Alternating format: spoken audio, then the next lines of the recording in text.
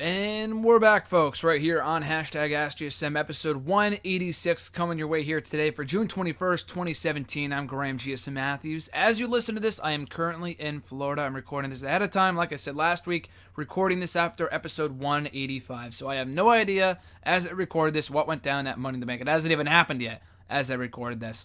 That being said, like I said, I'm currently in Florida on vacation. If I could, I would record it while I'm there. I just do not foresee myself having time. And I've tried it before. You can check out episodes. If you go to the hashtag AskGSM playlist right here in the channel, you can check out episodes. I think it was 4 and 39 I recorded when I was on vacation. The first one being in Maryland and the second one being in Narragansett in Rhode Island. So you can check those out. Bit of a different setting, so I did record those while I was away. The second one, episode 39, I recorded like earlier on in the day. I ran out of time. It was a crappy video anyway. So what I did, I took, and the audio quality back then was shit, and it was, obviously, I was using my camera at that point. So what I did, I took it outside, and I recorded it outside for like 45 minutes, so it's interesting to watch back. I think I talked about the brand split in that second one in episode 39, so go back and check those out. Unfortunately, I'm not recording this while I'm away. I haven't for the past couple of years, and probably for the better. That and the fact I would have to carry it through customs, and I don't want my mic to break, so it's probably for the better anyway. But Wrestle Rant Radio, if I haven't recorded something ahead of time, I will probably put something up over the weekend, so that's the status of that. But everything else is going up on time. WWE Network and Chill, Wrestle Rant went up this past week.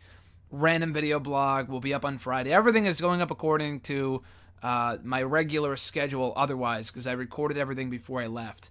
And it's great to be back, or it will be great to be back, I guess, in Florida before I record this. But as it goes up, I'll already be there. But it's going to be great to be back in the Sunshine State for the first time since April, when I was there for WrestleMania. And I had a great time then. Florida's awesome. I was only there for 3 days, so I was not really able to enjoy the sights and sounds of the state of Orlando just because Jason and I were so busy doing WrestleMania-related stuff, from Access to TakeOver to Mania, and then leaving first thing on Monday afternoon.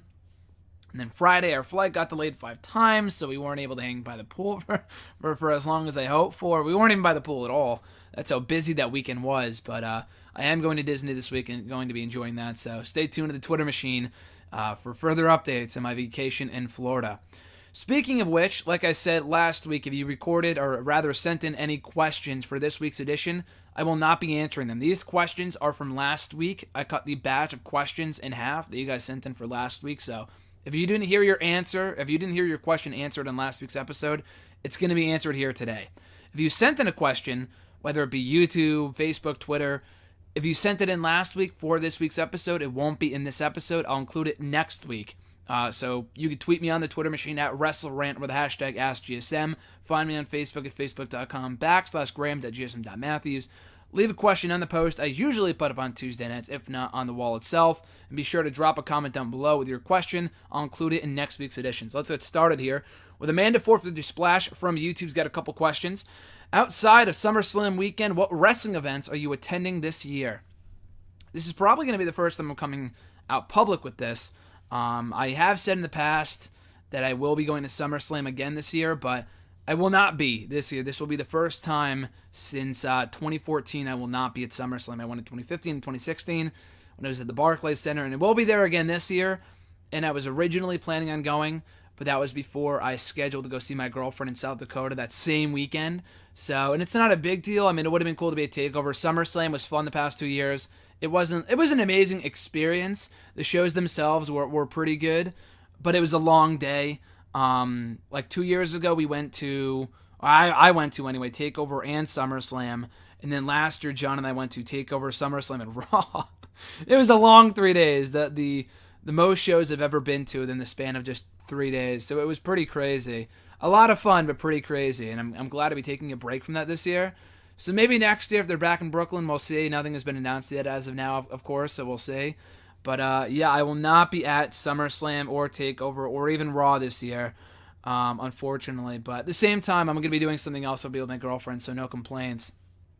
But yeah, that's the first time I'm coming out publicly about it, that I will not be in Brooklyn for SummerSlam weekend. So hopefully, I met a lot of cool people the past 2 years. Hopefully I'll be able to see them again next year if they're back in Brooklyn for SummerSlam, the 4th consecutive year. Outside of SummerSlam weekend, which I won't be going to anyway, any other shows I'll be going to, I'm hoping maybe there's a show here in Connecticut. The only shows I have my eyes on going to will be indie shows from here on out, at least for the foreseeable future. Northeast Wrestling, which I talked about in last Friday's video blog, my experience of that show back on June 9th, where I met Pentagon, Jake the Snake, Kelly, Teddy Long, a few others. Keith Lee, JT Dunn, Manny Leone, Deanna Peraza, a lot of cool stars at that show. Northeast Wrestling really brings out all the stars for their indie shows. I might be going to one of their shows again on July 14th, which is a Friday here in Connecticut, or I'm in Florida right now, but in Connecticut I'm going to a show.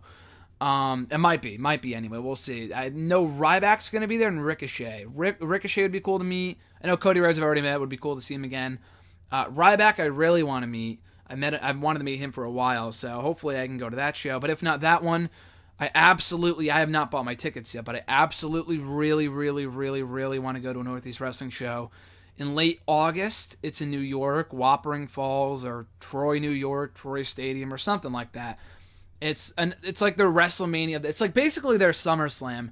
I think Ricky the Dragon Steamboat's going to be there, Ryback too, maybe a few others, but definitely Chris Jericho. He's not wrestling, obviously, but he's doing an autograph signing, a book signing for his latest book that's coming out in August. So I need to go to that show to meet Jericho.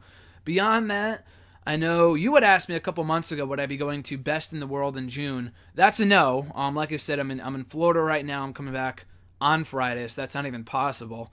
So no, I'm not going to Best in the World on Friday in Lowell. Well, it was great to be there in Lowell for All-Star Extravaganza back in September with Tom.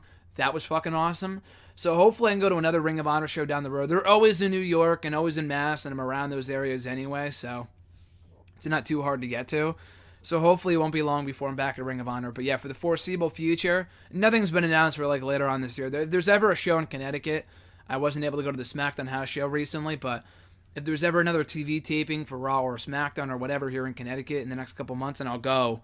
But for right now, all that I know of, a Northeast Wrestling event in July, and absolutely the one in August. I have to meet Jericho if it's the last thing I do. Favorite WWE tribute video? It depends on what you mean. It depends on what you mean by tribute video. Like the videos that fans put up on YouTube as a tribute to like a superstar. And there's a couple of those I've seen that are pretty well done, like CM Punk and Christian, and my favorites anyway. Or the tribute videos that WWE does. Like the one for Warrior might be my favorite. That always made me cry whenever I watched it. At least for the first year after he passed. That was really heartbreaking to watch. That they aired right after he passed away in 2014. The one for Paul Bearer was really well done. The one for Savage was always really well. I mean, these are all deaths, but I think that's what you mean by tribute. Maybe, I'm not sure what you mean by that, but the one they did for Savage by Coldplay, what was the song? Mad Scientist or The Scientist or whatever by Coldplay. I forgot what the band was, the name of the song was, but that was a great song and a great tribute for Savage. Warrior was great, like I said. Those are the first ones that come to mind. If it was up to you, who would be NXT champion first, Ciampa or Gargano? Like I said, I don't foresee Jeremy's fantasy booking idea coming to fruition. With Gargano getting a title shot anytime soon, it just wouldn't make sense. Either whether it be in Brooklyn or in Texas for Survivor Series weekend, that show. But if it was, I do like the idea, just the timing doesn't work right now, just doesn't really fit. But I do like the idea of Gargano winning the title in Ciampa's absence and then Ciampa coming back to take the title from Gargano. So I'd go with Gargano. I like Ciampa a lot, but Gargano is the one more over of the two, and I feel like he has a brighter future of the two, although Ciampa's great too, like I said. And her last question here, what are your thoughts on Dalton Castle potentially going to WWE? So by this point, by the 21st, this is already old news, but Dalton Castle has been re-signed to Ring of Honor as of a week or two ago, as this goes up on YouTube. He was rumored to be going to WWE a while ago. I know WWE had shown interest apparently, but he's not going, which is probably for the better. Not to say he wouldn't do well in WWE. I think he actually would do really well, just because his gimmick would fit WWE to a T, and they would love that kind of thing. And he's also a great worker to boot. I love Dalton Castle. And hopefully they can finally use him the right way in Ring of Honor now that they know he's sticking around. But I'm just shocked they haven't done more of them recently. I think Castle's, the gimmick is great. He's a really good wrestler. The fans love him. So, so hopefully at some point he holds gold in Ring of Honor. But I'm fine with him not going to WWE right now, if only because NXT is stacked. Like, I know Adam Cole would do well, and others like Adam Cole, like Donovan Dijak and guys like that. I feel like Dalton Castle, because he would not be immediately inserted into the title picture, would kind of flounder like Almas has. So maybe right now, while NXT is as star-studded as it is at the moment, probably not the best time for him to be going there.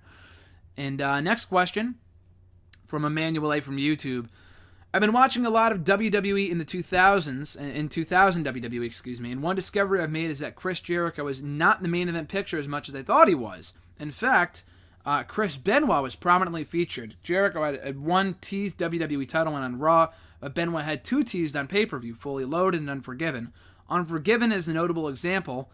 Benoit was in the four-way main event with Kane, Undertaker, and The Rock for the title, while Jericho was in a mid-card feud with X-Pac. Why do you think Benoit was closer to the WWE Championship in 2000 than Jericho was? That's a great question. I don't know. It's not like he was the more over of the two. It's not like it was a WCW thing, as both guys came over from WCW. It wasn't a wrestling thing, as both guys were great wrestlers. I would put Benoit over Jericho, but I would put Jericho being the more entertaining of the two. But it wasn't that really either, I would say. I don't know. 2000, I thought, was the best in-ring year for WWE, or one of the best in-ring years for the company. And Benoit was one of the best workers, so maybe that's why. But I'm not sure why Jericho would have been in the main event more than Benoit was. I'm not really sure. That's a great question, because I know both guys were again in the main event for a time in 2001 when Stone Cold was champion. For a very brief period of time. They didn't win, obviously, and Jericho wouldn't win it until later on that year. Benoit wouldn't win it until 2004. I don't honestly know. That's a great question. I'm probably not the best person to answer that, but if I could only speculate, again, maybe just because Benoit was a better worker, but Jericho was not far behind, so I don't know. That's a great question. I'm not sure why Benoit was in the title picture more than Jericho was in 2000. Elena the Y from YouTube, there are two questions include, the first one being, have you seen the opening video package for In Your House D-Generation X? Now, I see opening video package, but really it's more of a phone sex advert in disguise. If you haven't, it's a sultry voice saying one-liners such as Triple X and Degenerate Me. Yeah, I watched that a while ago when I reviewed the show for Wrestle Rant, and I watched it months ago. I only reviewed it recently for Wrestle Rant. I did notice that, very weird, but I would only expect that from WWE in 1997, so I can't say I'm surprised. Their second question, I watched 205 Live last week, and it was a good show with a great main event. TJP got cheered more than I thought he would, and even though it was a heel versus heel match, the story he told with Neville really impressed me. Speaking of which, what is the best heel versus heel match? I do agree, TJP and Neville, despite being a heel and heel match, and the crowd not really caring for the first half of it, were really into it down the stretch, and I thought they had an awesome match. Obviously, it's 2 weeks ago at this point by the time I record this, by the time this goes up. But best heel and heel match. There have been a bunch, not a lot, but a handful in WWE.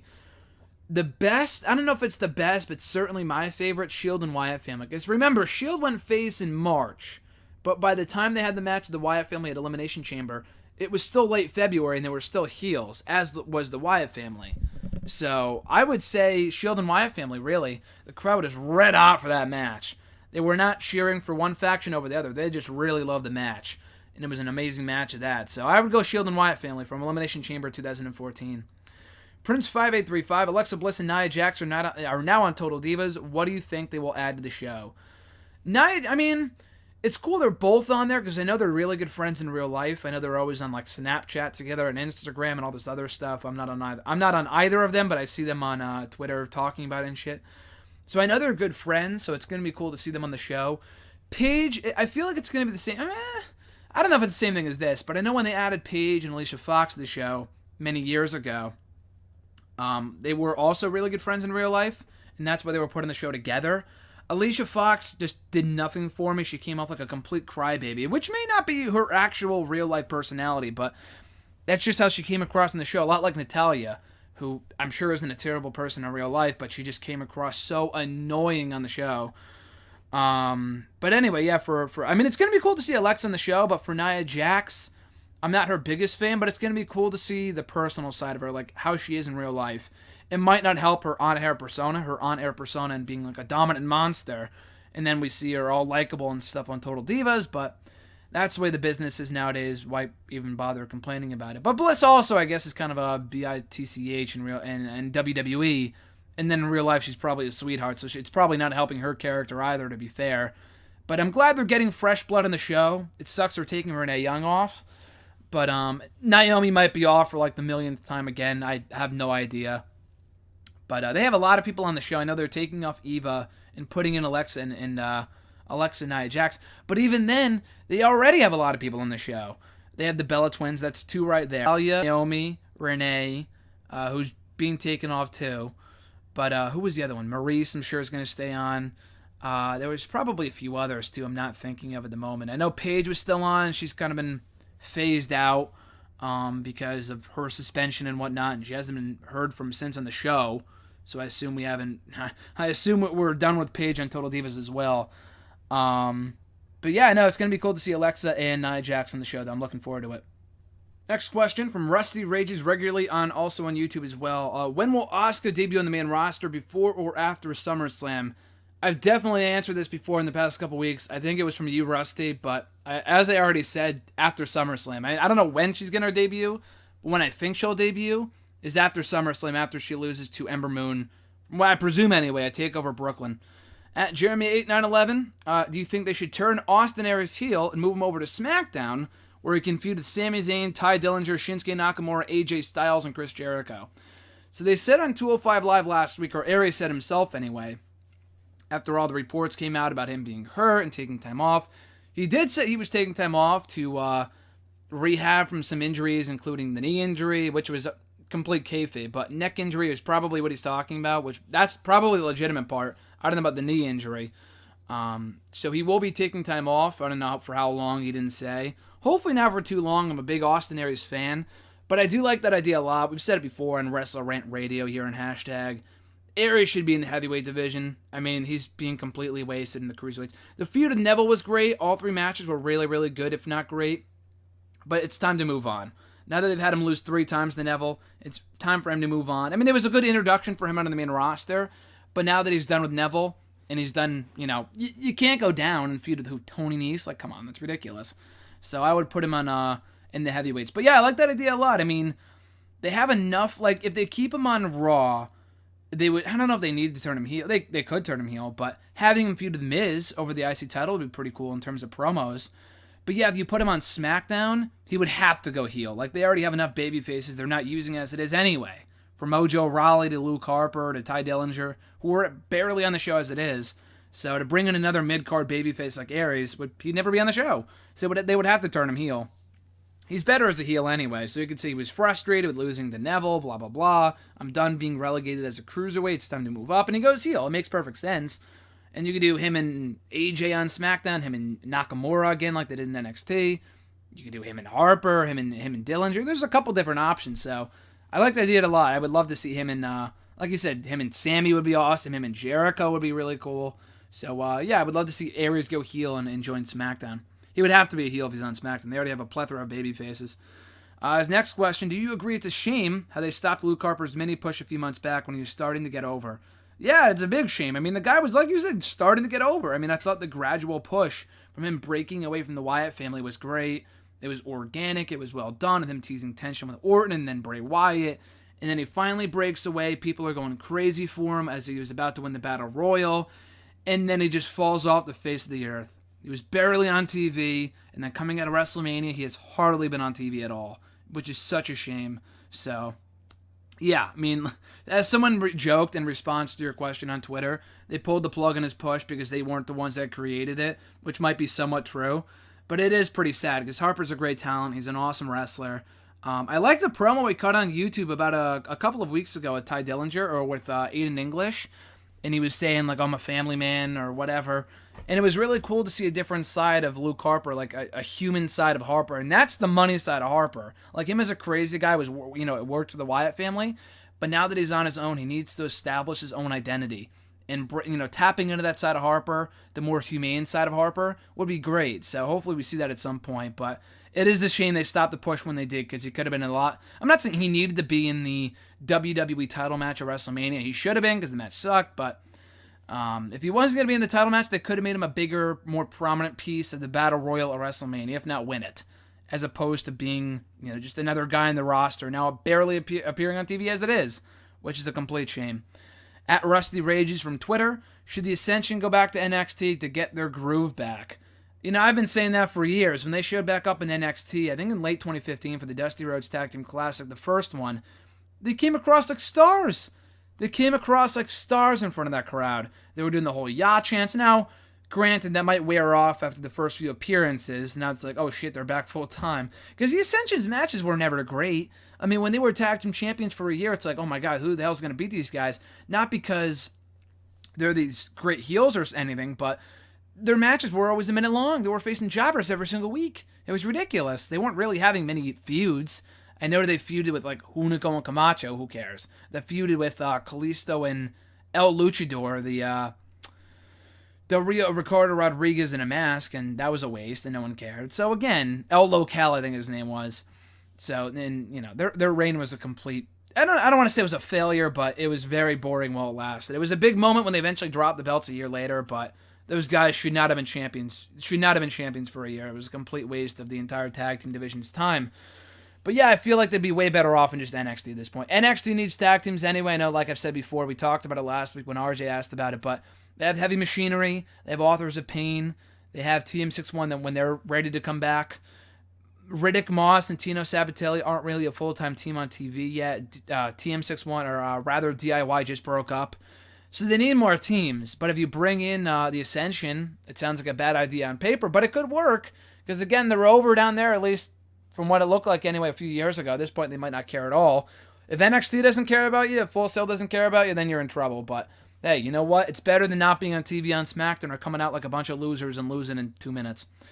At Carson Rush 2 on Twitter, his question was, what do you think of the reports of Balor going to Japan not only to promote WWE live events, but to recruit New Japan Pro Wrestling talent?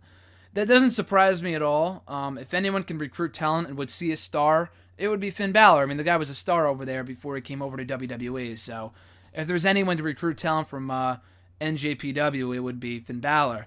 That being said, I don't know how many people they'll be bringing in from New Japan. I don't know how many people from New Japan are interested in coming over to WWE.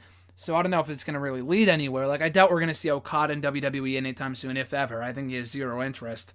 I think he's way better off in Japan, to be honest with you.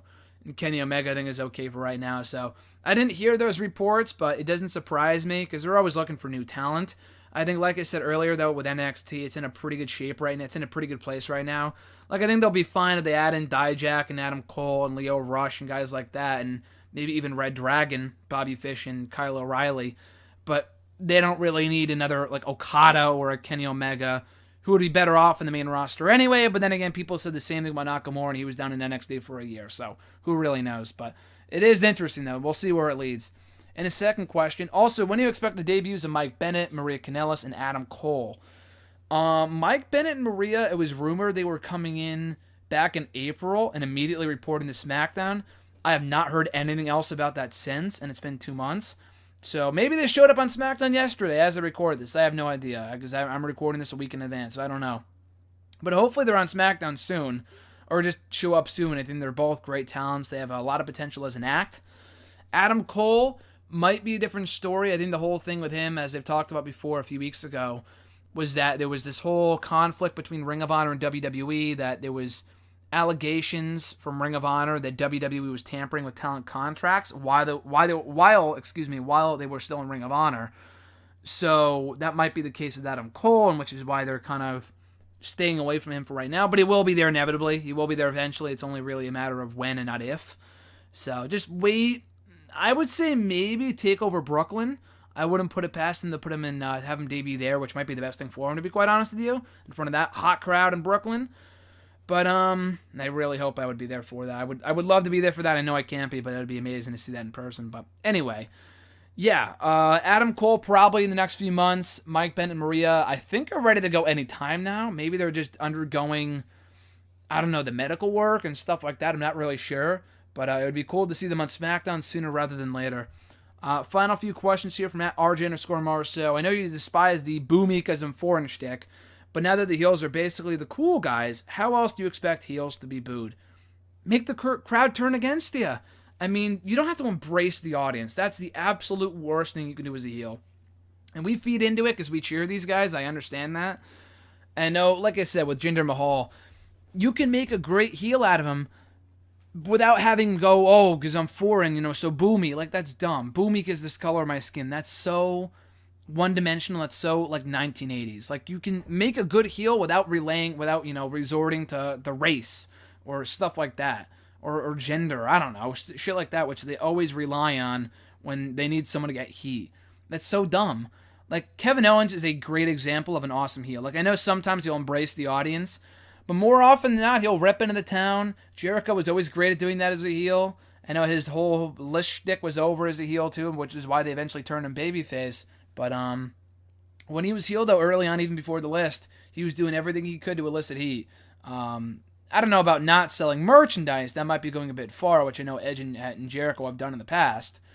But you got to have the crowd turn against you. Like, you should be doing everything in your power to have these people hate you. I was watching an episode of Ring of Honor recently. I know Marty Scurll said in an interview that he's not a heel, he's a villain. Whatever the hell that means. Which is basically him, trying to make up for the fact that he embraces the audience, because someone flat out called him out on it. Like, why do you embrace the audience if you're supposed to be a heel? And the Bullet Club is the same exact way. Like, they're supposed to be heels, but they're baby faces. Like, I know people love them.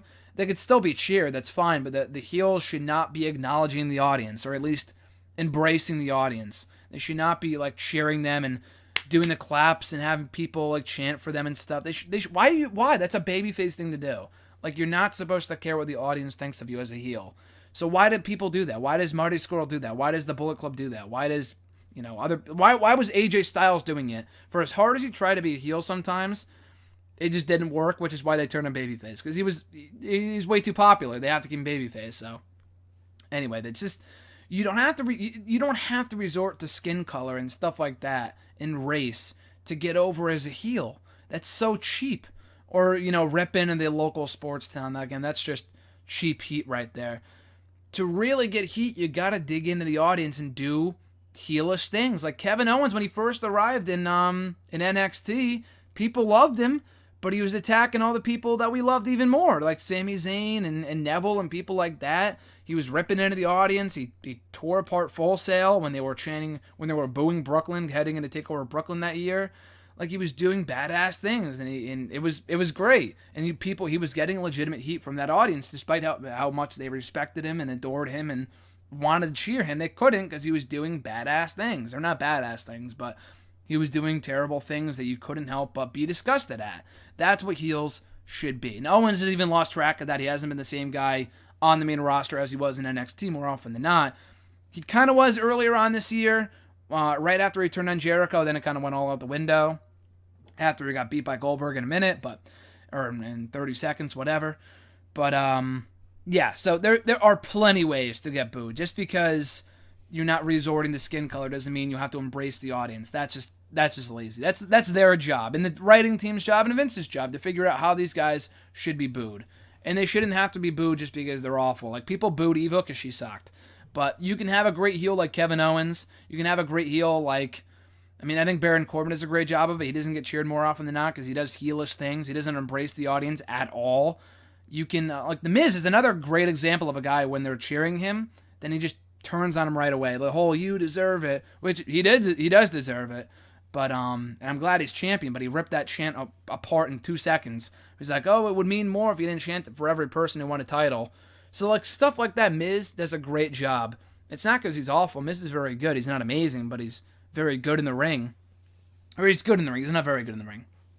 But he does a great job of eliciting heat because he tears into the audience. So, again, there are more than one ways to elicit heat, trust me, especially in 2017. As hard as it might be this day and age, there are ways to be a good heel.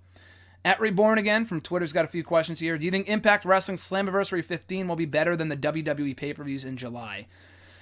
I wouldn't go that far. I don't know exactly what the card is for Slammiversary, to be honest with you. Again, this is going up before Impact last week and this week for June 21st. Again, I'm recording this a week in advance, so I'm not sure what's... They probably confirmed more matches after I recorded this. But I know Del Rio and Lashley's on tap for the GFW and TNA or Impact Wrestling World title, whatever. I know that's on tap. I know they're doing Jeremy Borash and Joseph Park against Josh Matthews and Scott Steiner. Okay. I think they're doing, who is it? KM and Sienna against, who are the other two? The Balls guy. BS. Braxton Sutter and Alley, I think, as a mixed tag team match. That's good, I guess. I don't know. I'm not really sure where they're going with a lot of these feuds. I mean, Impact Wrestling's been pretty solid since their reboot, more often than not, on the whole, since March. But there's just no buzz around it. Like, there's no one match in the card I'm thinking, oh my god, that's going to be amazing. I feel like they'll probably blow off Richards and Eddie Edwards in that show, which should be great. But beyond that, there's not one feud in Impact right now that's like lighting the world on fire. So, no, I don't think the pay-per-view is going to be better. I mean, it could be. Unless Great Balls of Fire sucks, or unless Battleground sucks, there's a good chance. You never know. I don't foresee that happening, though, especially on a show where you have Samoa Joe and Brock Lesnar. Nothing comes close to my hype level for that show right now. Great Balls of Fire, I am solely looking forward to right now for Joe and Lesnar. So hopefully, TNA can have a good show. There's just not one match on that card I'm thinking, oh my god, that should be incredible. Because, I mean, the product's been good, but not like must-see. Neither has been Raw. I'm not going to play double standards here. Raw's been as flat as could be for the past couple of months, ever since a little after WrestleMania.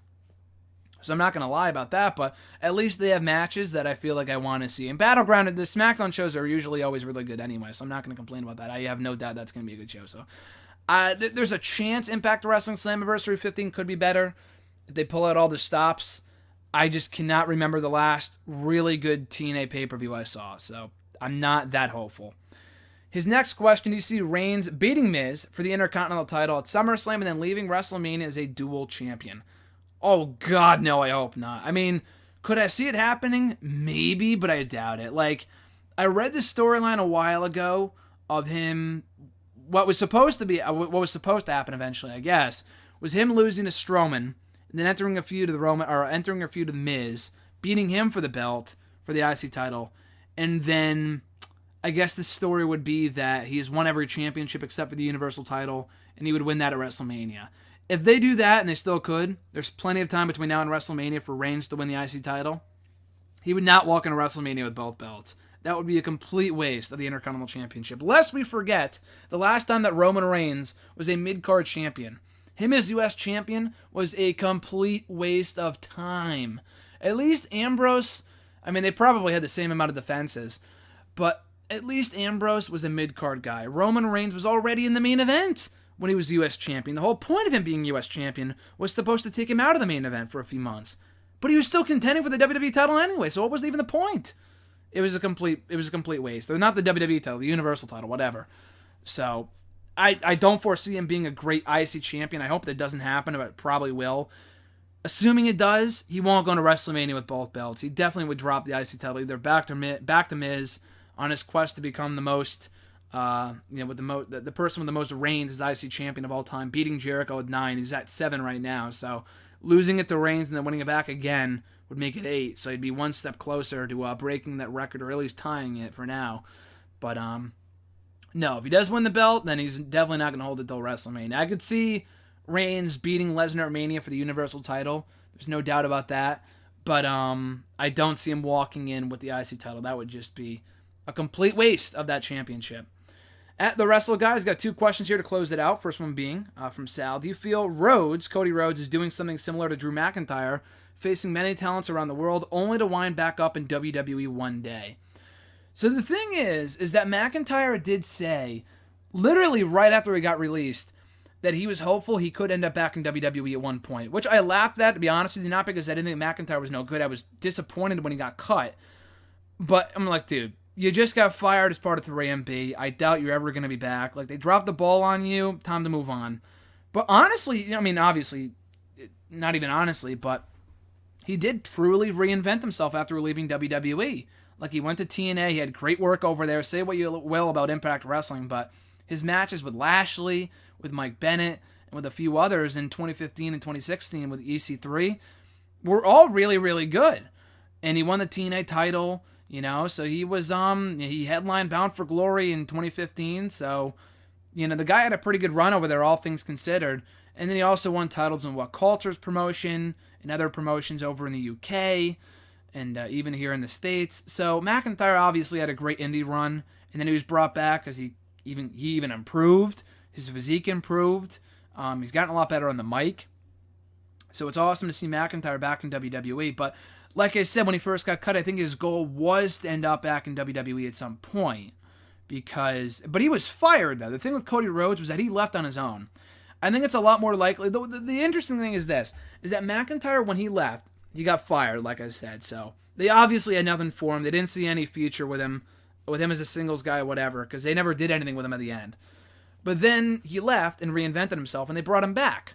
And they were the ones that fired him in the first place. Cody Rhodes left on his own. They wanted to keep him, and not they were going to do anything of note with him. They're going to keep having him this Stardust gimmick, for God's sakes. But he left on his own, so they would absolutely take him back in a heartbeat. But he would only go back if they were going to use him right this time. And I think if Cody Rhodes continues on the path he's been going on over the past year, with the stuff he's been doing in Ring of Honor, this Friday he's facing Christopher Daniels for the Ring of Honor World Title. Pretty good chance he's winning. I honestly have my money on Cody Rhodes winning it. He's facing Okada pretty soon for the New Japan Pro title, for the IWGP Championship in the summer, in July, I think, during their tour of the States. He's going for that title. He's held titles in the What Culture promotion. He had a few matches over in TNA that were pretty good. So Cody Rhodes has been having a great indie run. He's part of the Bullet Club right now. Cody Rhodes has been doing just fine. He won gold over in GFW, a promotion that doesn't even exist anymore, even if it existed in the first place. He won their next-gen title, so I think Cody Rhodes has been doing just fine. And if he wanted to go back, they would take him back in a heartbeat. But again, just because they would take him back doesn't mean they're going to use him right. So I think he would only go back if they guarantee that they're going to make him a star this time. There's plenty of time. The guy's only 31 years old, I think. 31 years old. I think his birthday's coming up, I think on the 30th. So he's only in his early 30s, and they have friggin' Bobby Roode, who's 39, an NXT champion, so do the math. But I do think Cody Rhodes will end up back in WWE at some point. Hopefully not anytime soon. I think it's too early, but maybe at some point down the road. McIntyre came back after 3 years, so maybe we won't see Rhodes back in WWE until 2019, so we'll see. But I do think it's more a matter of when, and not if, we see Cody Rhodes back in the company, especially considering he's a friggin' Rhodes, though. If he's at Rhodes, he can end up, with a job in WWE at any point that he wants. But it's more a matter of how they're going to use him when he comes back. And the final question here, who do you think from NXT would make a good fit on the main roster, other than the obvious names like Bobby Roode, Drew McIntyre, Strong, etc.? It might be obvious, but it's probably in that company you just mentioned there. But Aleister Black, I think, would be just fine in the main roster. If they keep up the badass gimmick he's been having in NXT recently, he would be just fine in the main roster. So Aleister Black, hopefully not on 205 Live. Like, him and Neville would be great, but 205 Live is the kiss of death nowadays, unfortunately, in WWE. The Cruiserweight division is just dying a death. So I would not put that Cruiserweight label on him. I think he's a lot better than that, even though he could fit in the division if he wanted to. Johnny Gargano, another guy, is probably an obvious name, but he could do really well in the main roster, whether it be with Ciampa on his own, or whether it be with Ciampa in the tag team division or on his own. He's another guy I could see going to 205 Live, but again, I would make him a mid-card player elsewhere just because.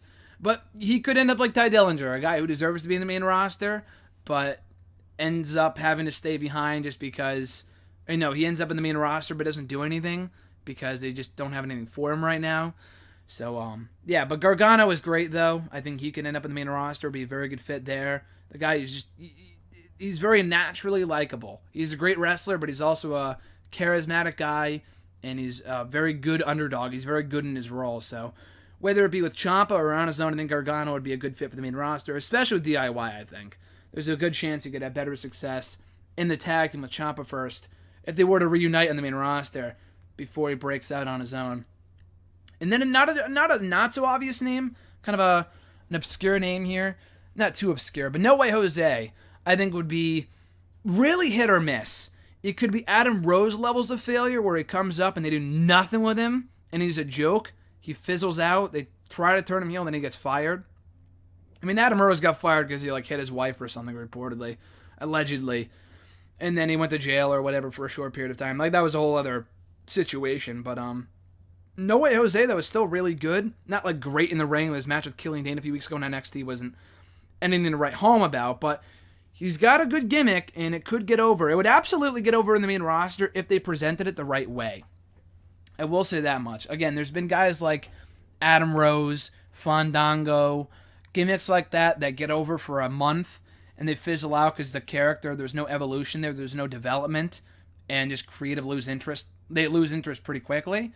So, again, No Way Jose might work if they did it the right way, but it's very hit or miss. But I think he's a guy, if booked properly, could work in the main roster. Would be a good fit for either Raw or SmackDown. And that does it, guys, for hashtag AskGSM here today, episode 186 for June 21st, 2017. As I said, as I record this, currently in Florida, I'll be back on Friday. So next week will be business as usual. So if you sent in any questions over the past week, they were not included in this video, obviously, because I recorded this a week ago. That said, if you want to send in questions for next week's episode, you could do so by tweeting me on the Twitter machine at WrestleRant with the hashtag AskGSM. Find me on Facebook at facebook.com/graham.gsm.matthews. Leave a comment on the post. I usually put up on Tuesday nights, if not the wall itself. And last but not least, drop a comment on this very video. I'll include your question in next week's edition. So with all that being said, guys, enjoy the rest of your week. I'll try to enjoy the rest of my time in Florida, and I'll catch your ass down the road.